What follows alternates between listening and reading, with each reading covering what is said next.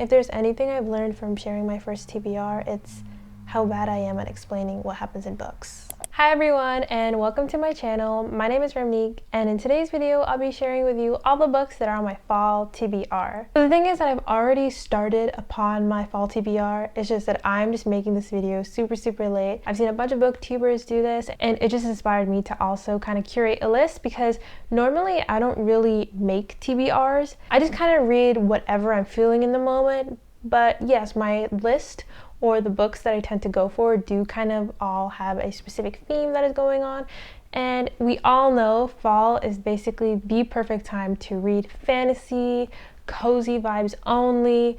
So that includes small town romances and found family. Like, these are the tropes that I'm specifically looking for. So anything that has this, like, I'm sold. Next book that I read is The Only Purple House in Town by Anne Aguirre. This is a fourth book in the series, but it's okay. I just wanted to read it because the cover looked nice. I just finished this book like literally a couple hours ago. This book follows our main character. Her name is Iris. She's struggling, she's drowning in debt. She has no way to pay back her roommates. And then all of a sudden she gets a letter in the mail. It's a legal letter saying that she has just inherited her great aunt's house in St. Clair. It's just like rundown, old style Victorian house, and it's hers now, and she can do whatever she wants with it. And now this is all perfect timing, and she basically, goes back and like runs to St. Clair to, own this home. Another thing that is established is that the paranormal are free to live here. So there's many different types. Iris's family are a bunch of psychic vampires who feed on different emotions to basically help people. Our love interest, his name is Eli, and he's an app developer, and he basically just makes apps for a living. He makes an app, makes it go viral a little bit, and then ends up selling it for a profit so another company can manage it. So the story here is that Eli and Iris go way back. So what happened is that Iris actually saved Eli from getting bullied from this kid, and Iris had dropped her bracelet, and he's been carrying it with him ever since. He's always wanted to go up to her, talk to her, thank her basically, because no one has ever stood up for him like that in his entire life. He's really quiet, he's really reserved, and the moment just really stuck with him, right? And so all of a sudden he's also in town in St. Clair to sell his grandma's house, and he sees Iris. She needs to cover the cost of owning the house, and so she's looking for roommates, and one thing leads to another, and she basically comes across Eli. Eli is just about to introduce himself, but Iris just goes on and is like, oh yeah, you're here to rent the room, right?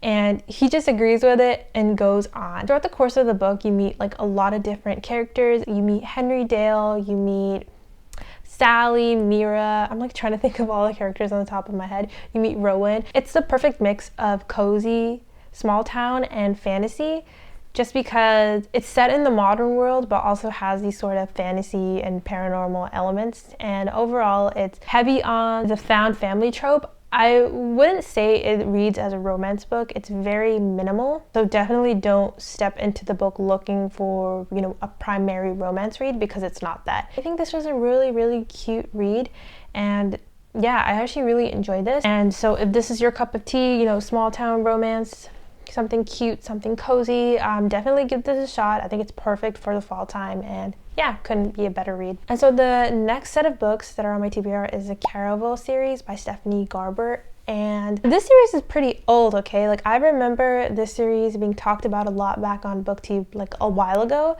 I just never picked it up. Now the spin-off series where Jack and Evangeline are from, okay, it's all over my TikTok, and I really want to get started. But I've seen a bunch of videos say that I need to read the Caraval series before I jump ahead and read that, just to get a better understanding of the world and everything that's going on. I actually know nothing about the series, so let's search it up right now and see what it's about. This seems pretty interesting. The story follows Scarlett and Tella. Scarlett, I think, is the main character here, and basically her father has just pushed her into an arranged marriage, and she does not want to go ahead with this. And so her and her sister find a way to escape. They want to go see Caraval, which is like a once in a year, like a lifetime of a performance. And over there, Tella is kidnapped. So I think Scarlett is just kind of pushed into the show, and the whole purpose is for her to find her sister. I'm pretty excited for this because I really like this kind of fantasy thriller vibes. And yeah, I would love to know what happens in this entire series. And like, it's rated pretty high on Goodreads. It has 4 stars, so it already sounds really promising. And all the TikToks I've seen about it are pretty promising as well. The next 2 books that are on my TBR is the Six of Crows duology. So that's Six of Crows and Crooked Kingdom. I was also debating, I'm like, should I be reading the Shadow and Bone series that comes before this? But then a lot of people recommended that I shouldn't even bother with it because it's really slow and it's not really relevant to the plot, I would say.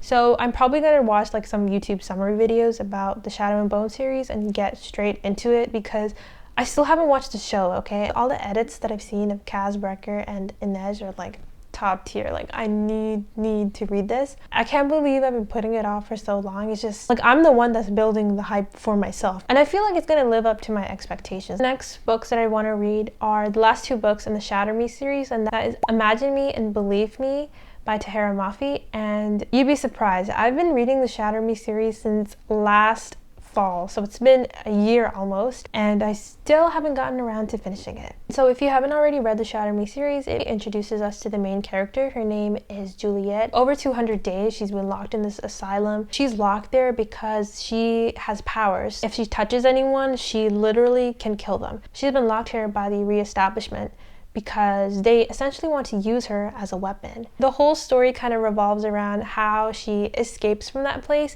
and again, like, meets characters along the way who help her, and how everyone works together to fight off the reestablishment. And then the next book that I had is His and Hers by Alice Feeney. I've read 1 book from Alice Feeney also last fall, and it was Rock, Paper, Scissors. Now this was a recommendation from my friend. That little like plot twist that happened at the end, I was honestly not expecting that. And I really like the writing style and just the overall like pacing of Rock, Paper, Scissors, so I just wanted to try out another Alice Feeney book. Just looking at Goodreads, it says that when a woman is murdered in Blackdown, a quintessentially British village, newsreader Anna Andrews is reluctant to cover the case. Detective Jack Harper is suspicious of her involvement until he becomes a suspect in his own murder investigation. Someone isn't telling the truth, and some secrets are worth killing to keep. So this sounds really cool. I love characters coming together to solve the mystery. This will be such a perfect morning like read while going to school. When I go to school in the mornings especially, I like it to be quiet and just like no one talk to me, basically. And the next book that's kind of following into the cozy witchy vibes again is The Very Secret Society of Irregular Witches by Sungu Mandana. So this book follows Mika Moon. She is an orphaned witch, and she's been posting videos to YouTube pretending she's a witch, but she actually is one. She gets a message saying that she needs to travel to this place called the Nowhere House to basically teach 3 young witches how to control their powers. Looks like we're going to meet a lot of different people. Not only are we going to meet the 3 witches, but we're also going to meet an archaeologist, an actor, caretakers, and Jamie, who is a librarian at Nowhere House. As mentioned before, Mika is an orphaned witch. She's basically been brought up by strangers,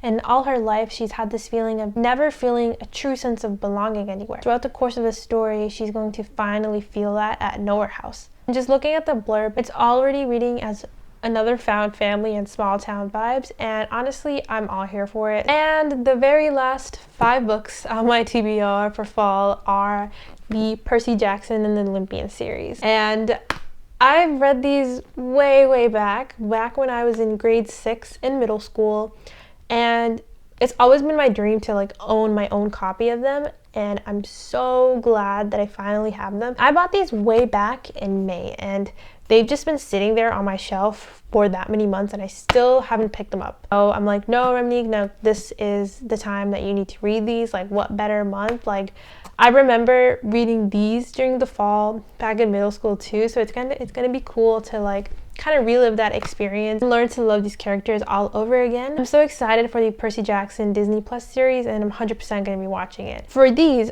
I am attempting to annotate these. I've never annotated anything before. Like, I've never physically written in a book before. So this is going to be something. So that means I need to find like the right supplies, the right pens, highlighters, and to do everything with. And I'm scared because like, what if it bleeds through? So I need to be careful with that. For the Percy Jackson series, I'm actually hoping to do a reading vlog. Maybe I'll do one vlog per book or do a complete vlog of the 5 books together. I haven't really decided. Yeah, I really want to take my time with this and actually annotate and go through it. Because I feel like the first time when you're reading the book, you're just so excited, you just want to fly through it. Of course, it doesn't hit the same because you already know the characters, you already know what's going to happen, but when you reread it, suddenly all the details that you missed in the first read are just out there on the page. I think that rereading a book is just as fun as reading it for the first time because you already know what you're getting into, and that makes it even more exciting. And yeah, those are all the books on my fall TBR.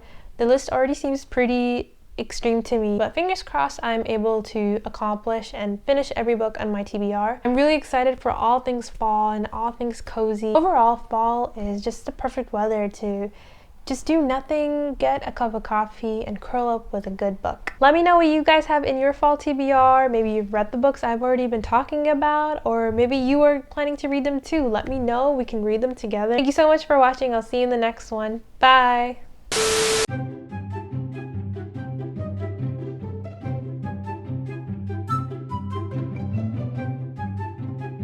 Okay, cool.